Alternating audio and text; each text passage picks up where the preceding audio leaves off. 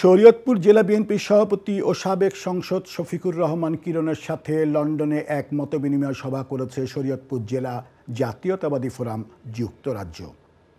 শুক্রবার রাতে পূর্ব লন্ডনের একটি হলে অনুষ্ঠিত এ সভায় উপস্থিত ছিলেন বিভিন্ন রাজনৈতিক ও সামাজিক ব্যক্তিত্ব।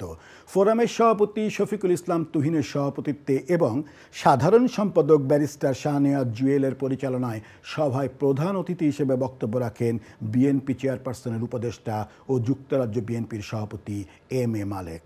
বিশেষ অতিথি হিসেবে বক্তব্য রাখেন সাবেক সংসদ সদস্য এবং কৃষক দলের কেন্দ্রীয় সহসভাপতি খন্দকার নাসিরুল ইসলাম, যুক্তরাজ্য বিএনপির সহসভাপতি মুজিবুর রহমান মুজিব। এছাড়াও বক্তব্য রাখেন মেজবাউল ইসলাম বাবু, তাজুল ইসলাম, আবেদ রাজা, শাহিদুল ইসলাম মামুন, টিপু আহমেদ, ডালিয়া বিনতে লাকুরিয়া। সভায় শরীয়তপুর জেলার উন্নয়ন, দেশের রাজনৈতিক পরিস্থিতি এবং দলের ভবিষ্যৎ কর্মসূচি নিয়ে আলোচনা করা হয়।